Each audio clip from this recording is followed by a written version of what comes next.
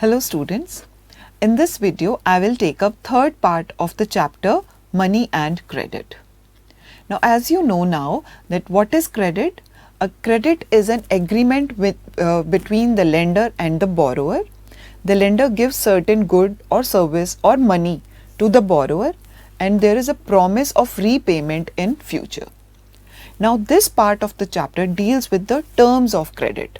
So what are the terms, what is the agreement between the borrower and the lender? So let's begin.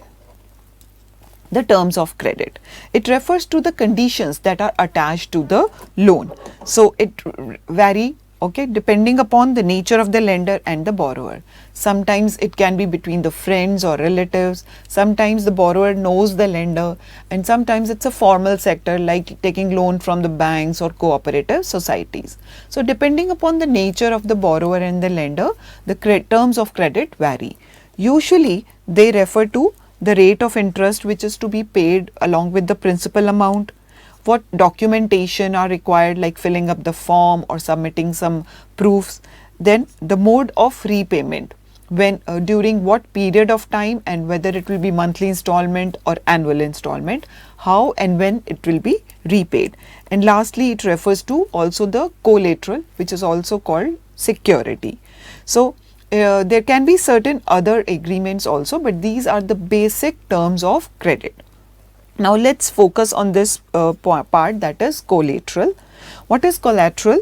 It is an asset that the borrower owns and uses it as a guarantee to the lender until the loan is repaid. Let me explain you with a very simple example. I need some money. I went to my friend and asked him to loan me let's say rupees 500 for next 15 days. I promised him to repay it after 15 days. And as a security, as a guarantee, I gave him my maybe a ring or a watch, a precious thing. I gave it to him, and now my friend, the friend of mine or the lender, he has a security that if I fail to repay him the money, this collateral, this security will be his. Then he can sell it off to get his payment back. Okay, so this collateral is used as a security with the lender in case of failure of repayment. In case of failure of repayment, he has the right to sell off, to own that collateral and to sell it off to get his payment back. Okay, let's see a case study to further understand it. Megha took a loan of rupees 5 lakhs from the bank to purchase a house at an annual rate of interest 12% to be repaid in next 10 years with monthly installment. She had to submit the bank some documents which showed her employment records, her salary records, and bank agreed to give her the loan. The bank retained the papers of the new house until Megha has repaid the entire loan. Okay, so let's based on this data, let's fill up the following. The loan amount was, just have a look again, the loan amount was rupees 5 lakhs. Okay, the duration of loan was 10 years. Documents required were the employment records and salary record. Interest rate was 12% and mode of repayment would be monthly installment, and collateral was papers of the new house. So bank will keep these papers of the house with them until the whole amount of rupees 5 lakh along with the interest is repaid. Once it is repaid, the papers will be transferred to that person's account, in this case Megha's account, Megha's name, the papers will be transferred. So banks ask for employment record and salary. These are the documentation required. So this will help you understand how this loan works and what are the terms of conditions. These all are promised before an agreement is signed between the borrower and the lender. Let's work these out. Why do lenders ask for collateral while lending? So lenders, they ask for collateral because they have to protect themselves against the possibility of default by the borrower. What if the borrower fails to repay for any due to any reason? If he fails to repay, so the lender wants a security, he wants to protect himself. That is why he asks for collateral. Once the amount is repaid, the collateral is returned back. Next question. Given that a large number of people in our country are poor, does it in any way affect the capacity to borrow? Yes, definitely, because poor people do not have any collateral to offer.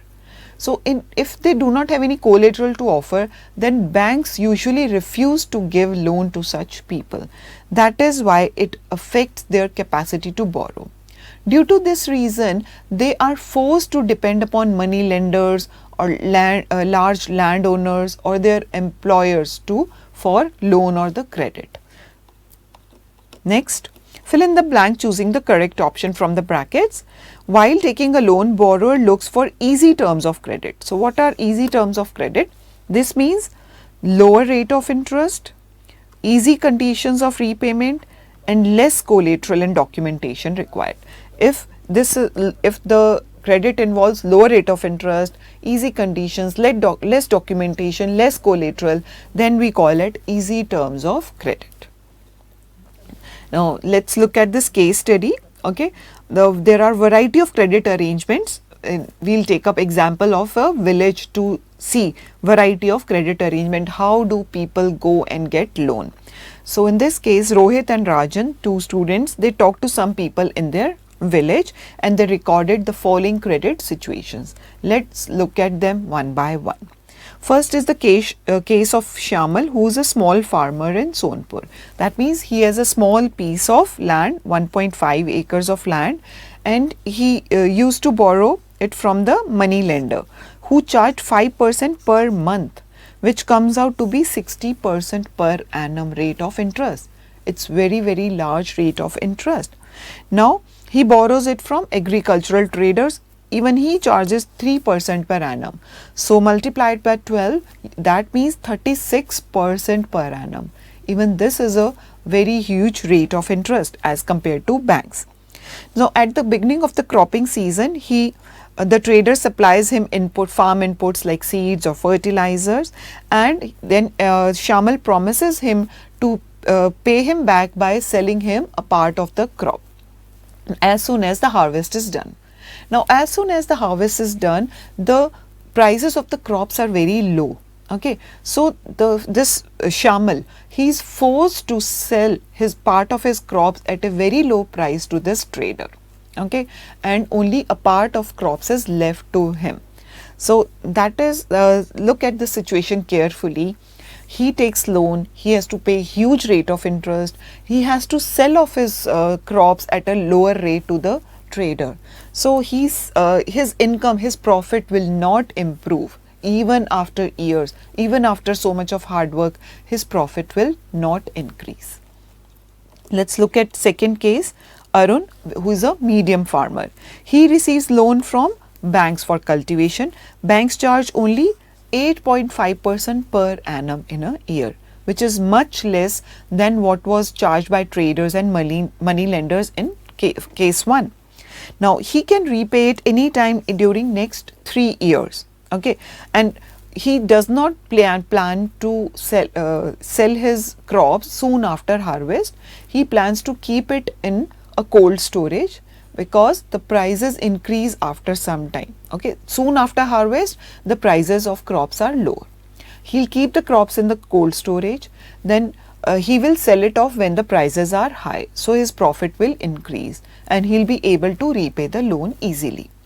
Moreover, using the receipt of the cold storage, okay, he can ask for an additional loan for the next sowing season. He can get additional loan from the bank. Banks offer this facility to some of the farmers who have taken loan from them. So, look at the situation now carefully. He is paying lower rate of interest. He can pay it back over next 3 years. There is no hurry to sell the goods at a lower price after harvest, and he can also get additional loan for the next season. So his profit will increase over the year. So his situation will be better after this hard work. So the credit from the bank will help him to improve his situation. Case 3 is Rama, an agricultural laborer. That means she is a landless farmer. She does not have land of her own. She has to work on land of large farmers.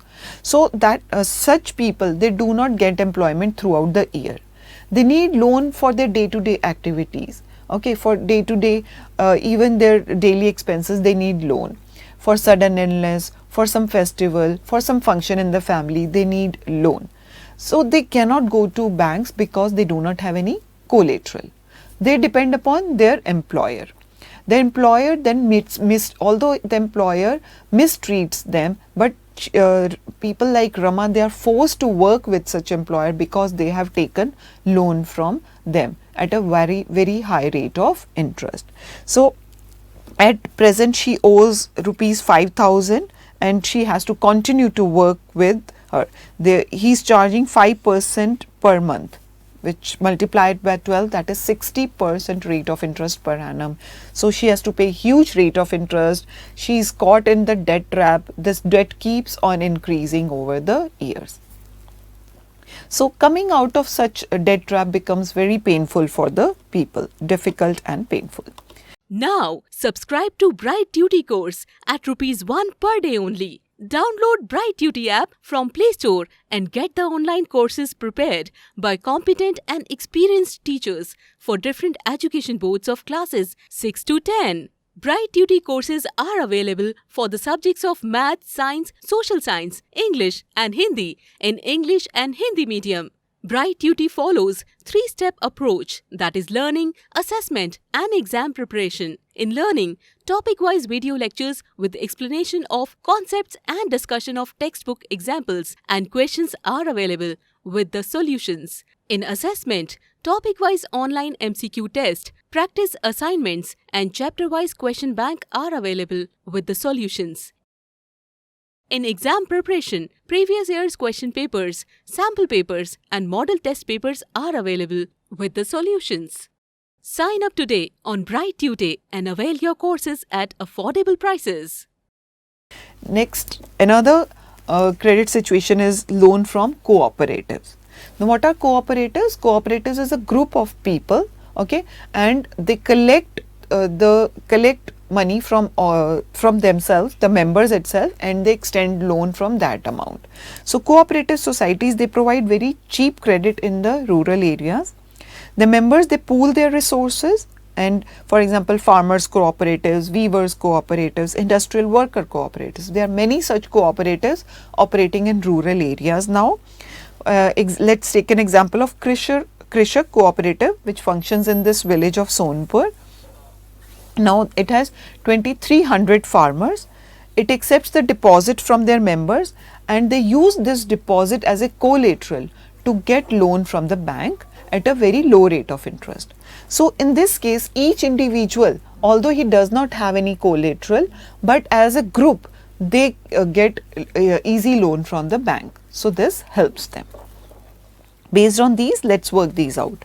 List the various sources of credit in Sonpur. So various sources could be money lenders, traders, landowners, banks and cooperative societies. Next, underline the various uses of credit in Sonpur in the above passage. So how people use this credit? They used credit to purchase farm inputs at the beginning of the cropping season, or to hold the surplus crops in the cold storage, to pay for the price of cold storage, to meet daily expenses, expenses on sudden illness, family functions, etc. Next question, compare the terms of credit for the small farmers, medium farmers and landless farmers. So all the case studies which we just saw, let's summarize them. The small farmer takes loan from money lenders or traders. He pays huge rate of interest. Sometimes he is forced to sell the products, his produce or his crops to the traders at a lower rate price. So his profit margins are very low. Secondly, a medium farmer can borrow loan from commercial banks at a low rate of interest.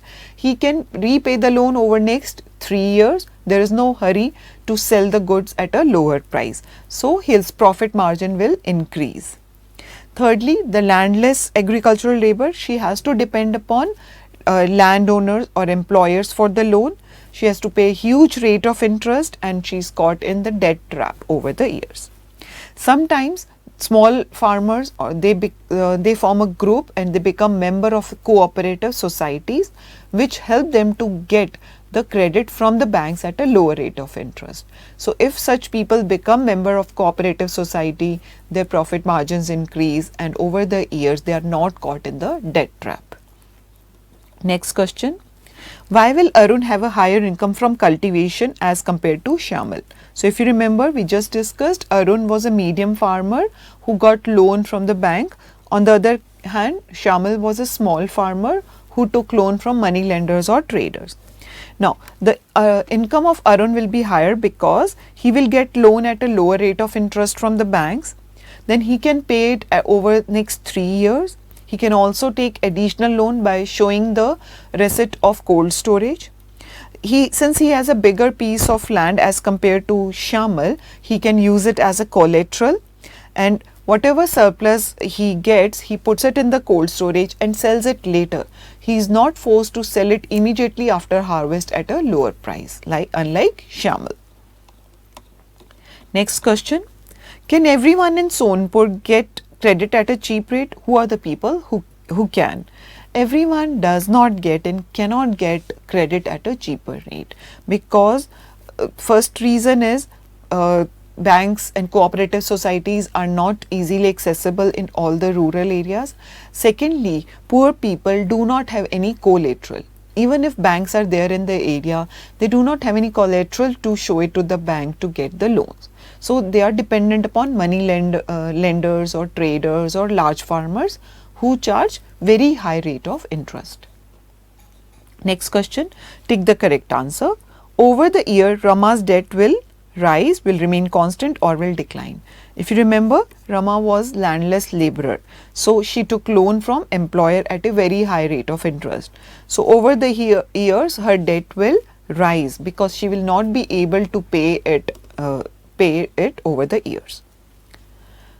Next question, Arun is one of the few people in Sonpur to take bank loan because other people in the village prefer to borrow from money lenders? No, because money lenders charge huge rate of interest, no one would prefer to it. Because banks demand collateral which everyone cannot provide. Yes, this is the correct answer because collateral is the main thing, whether people can afford, whether people have collateral or not. This is the main factor which decides whether people can get loan from the banks or cooperative societies or not. Next question, talk to some people to find out the credit arrangements that exist in your area. Record your conversation, note the differences in terms of credit across people. So try to talk to people around you. From where do they take loan? Why do they take loan? What is the rate of interest they are paying and over what period of time? And if there is any other term of condition, you will find such different situations which we just discussed in different case studies. Okay, now the next topic is the formal and the informal sources of credit. Okay, so we based on these case studies, we can divide the credit sector into formal sector and informal sector. Let's study in detail formal sector credit in India.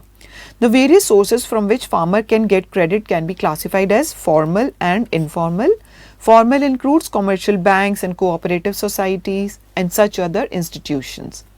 On the other hand, informal includes money lenders, traders, relatives, large landowners, friends, etc. Now, the working and operation of formal sector credit, that is banks and cooperatives, they are supervised by Reserve Bank of India. Okay, they are supervised. They have to follow all the rules and regulations.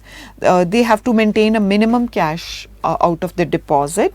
This RBI banks monitors the banks whether they are maintaining the cash balance or not.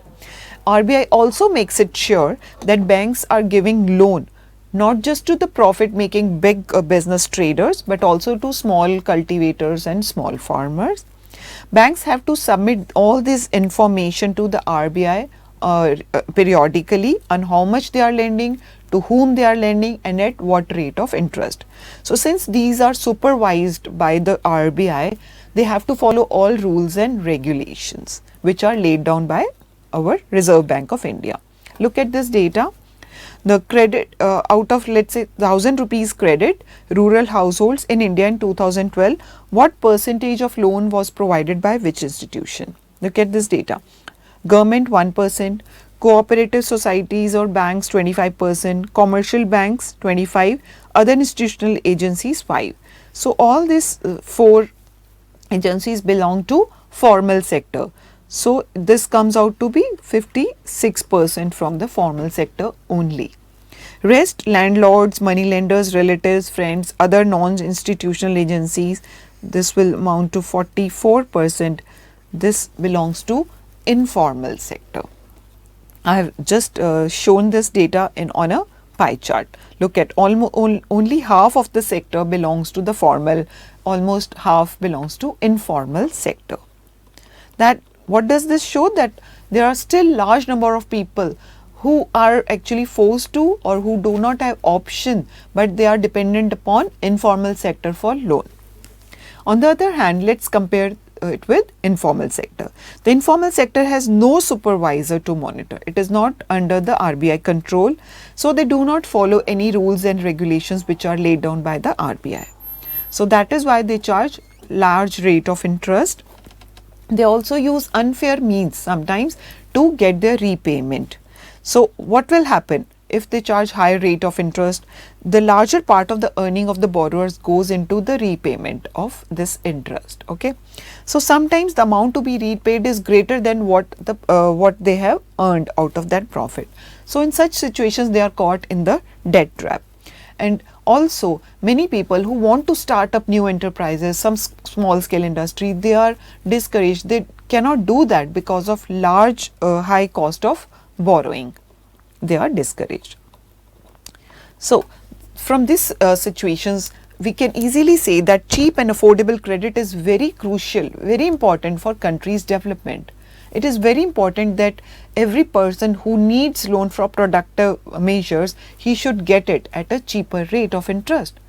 Small farmers, like in the case study which we just did, small farmers or landless farmers, if they get a cheaper rate of interest, their profit margin will improve and the situation will improve, and it will ultimately lead to economic development of the society and the country.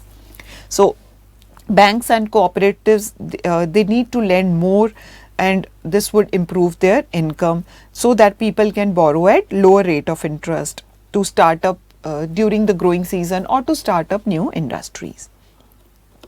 So let's look at another data. Who gets what? Data showing percentage of formal and informal loans in the urban household. The previous data was from the rural household. This is from the urban household. In this, the households have been divided from poor to rich. The poor with few assets, households who are well off, and the rich households.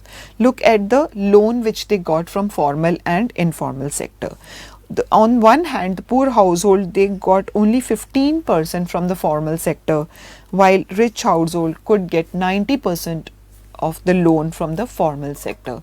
So you can look at this disparity. This is because poor people, they do not have accessibility to the banks. They are not aware. They do not know how to fill up the documents. More importantly, they do not have any collateral to submit to the banks. That is why they are dependent upon informal sector, even in urban areas. So what do we conclude from this? That in urban areas, rich households are getting cheaper loans from formal sector, while poor people, they have to pay huge amount for borrowing from the informal sector. Also in rural areas, formal sector still caters to only half of the population who require loan. Large part of the formal credit goes to big landowners or big farmers, and it is important to increase this formal sector lending to the rural areas, especially to the poor people. Okay. Based on this, let's work these out. What are the differences between formal and informal sources of credit? So I've just put on some point. You can expand and explain these points further. Formal sector are supervised by Reserve Bank of India. Informal sectors are not. Formal sector, they offer easy terms of credit and they have to follow rules and regulations laid down by the RBI, while informal sector do not follow any rule or regulation. Then formal sector offer loan at lower rate of interest, while informal they charge higher rate of interest. You can also give certain examples to differentiate between them. Next question, why should credit at reasonable rate be available for all? We just concluded that it is very important to extend formal sector credit to the rural areas, especially to the poor people.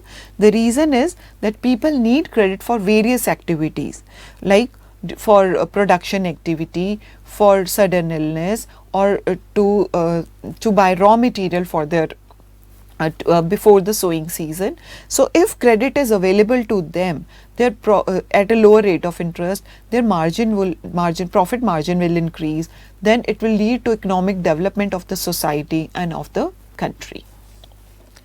Next question, should there be a supervisor such as the Reserve Bank of India that looks into loan activities of informal sector? Yes, definitely. There is a need for supervision on the informal sector, because they are actually misleading the poor people. Okay, they are charging huge rate of interest. They are using unfair means to get the repayment. So, but why would their task be difficult? There are certain practical difficulties in actually bringing this informal sector into under the umbrella of formal sector. The reason being, these informal sector, they consist of millions of people who are scattered. Okay, they are not organized into groups. Most of them usually do not identify themselves as money lenders. Okay, on records they will be large farmers or traders. They do not identify themselves as money lenders, and the poor and small borrowers, they cannot come out and complain about them, because such money lenders are powerful and rich, and poor people, so they still depend upon informal sector for loan because of lack of collateral. That is why it is difficult to actually bring the informal sector under the supervision of the RBI. Next question, why do you think that the share of formal sector credit is higher for the richer household as compared to the poorer? We just saw both in rural and in urban areas, rich households can easily get loan from the formal sector, while poor households cannot easily get loan from the formal sector. The reason is, first reason is the collateral, the most important reason. Rich households, they have collateral, maybe the paper of their land. Collateral can be some gold, some assets, the deposits with the bank, which can be used as collateral. But poor people do not have any collateral usually, so they cannot go to the formal sector. Secondly, rich households have accessibilities to the bank. Thirdly, they have better capacity to repay the loan because their profit margins are higher. So that's all from this part of the chapter. Thank you.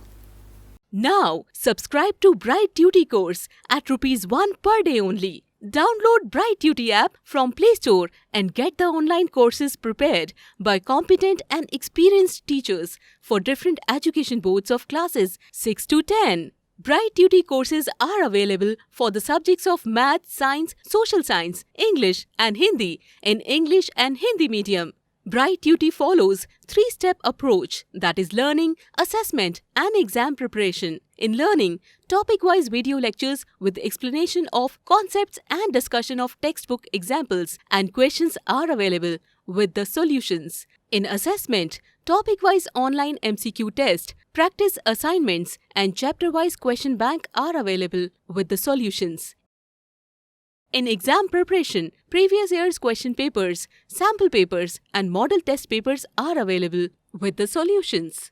Sign up today on Bright Tutee and avail your courses at affordable prices.